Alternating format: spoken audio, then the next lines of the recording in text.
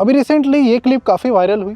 Because of option trading, you're seeing wealth flow from the masses to a select few. जहाँ पर संदीप भैया जो कि एक फंड मैनेजर है, उन्होंने कहा कि धीरे धीरे स्टॉक मार्केट एक ऐसा प्लेटफॉर्म बनता जा रहा है जहाँ पर गरीबों का और मिडिल क्लास का पैसा अमीरों के पास ट्रांसफर हो रहा है, यानी एंटायर रॉबिनहुड आप इसे कह सकते हो।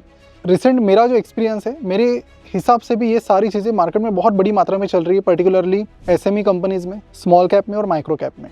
अभी रिसेंटली एक केस स्टडीज़ भी हमने यूट्यूब चैनल पर अपने कवर की, ड्रोनाचार्य पर, जहाँ पर सिंपली 2-4 करोड़ की कंपनी आईपीओ लेकर आई, बहुत बड़ा पैसा 32 करोड़ रुपीज़ इन्होंने आईपीओ से उठाए। उसके पिछले साल मात्र 4 करोड़ का इनका प्रॉफिट था। आईपीओ उठाने के बाद फिर धीरे धीरे क्या किया, झूठे प्रॉमिस किए।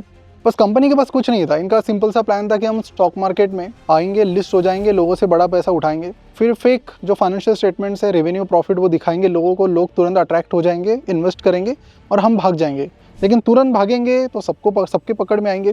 धीरे धीरे भागेंगे, धीरे धीरे अपना स्टेक बेचेंगे, कंपनी के बाकी प्रमोटर्स भी, इन्वेस्टर्स भी धीरे धीरे अपना स्टेक बेचेंगे। तो कैसा कि आम इन्वेस्टर्स को उस तरह से हम आसानी से पागल बना सकते हैं, तो चर्चा में भी नहीं आएंगे। तो ये ड्रोनाचार्य अकेली केस नहीं थी ड्रोनाचार्य की, मैं देख रहा हूँ बहुत सारे एसएमई आईपीओज, बहुत सारी माइक्रो कैप कंपनीज में यही चल रहा है। आप देखेंगे वहाँ पर 2-4 कॉमन चीज़ें आपको मिलेगी। मैं जितने भी एसएमई आईपीओज देख रहा हूँ, किसी का नेट प्रॉफिट मार्जिन 8-10% के ऊपर मुझे मिल ही नहीं रहा है, हार्डली कोई है।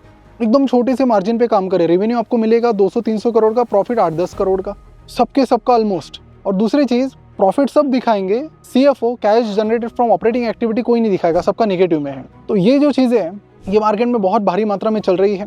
इसमें सिंपल इनका यही है कि रिटेल इन्वेस्टर्स को कैसे इस बूम में, जो आईपीओ बूम चल रहा है, इस साल रिकॉर्ड पैसा आईपीओ में उठाया गया है, उसमें कैसे फिर इन्वेस्टर्स को पागल बनाया जा सकता है। अब होता क्या है कि अगर ये पकड़े भी गए तो इनकी डाउन साइड क्या है, फाउंडर पॉइंट ऑफ व्यू से आप सोचो तो डाउन साइड क्या, पकड़े गए तो इनको करोड़ों के स्कैम की बात 20-30 लाख रुपए की फाइन पड़ दे। तो ऐसे में मुझे लगता है कि इन्होंने वो कोड क्रैक किया है कि पकड़े गए तो 20-30 लाख रुपए दे देंगे, नहीं पकड़े गए तो फिर अपना काम चलेगा बढ़िया से। तो ऐसे में आपको ही सतर्क रहना पड़ेगा, नहीं तो आपका ही पैसा उनकी जेब में जा रहा है। मतलब स्टॉक मार्केट में आजकल आपको लॉसेस नहीं हो रहे, दिस इज़ नथिंग बट आपका पैसा किसी अमीर बंदे की जेब में चला गया।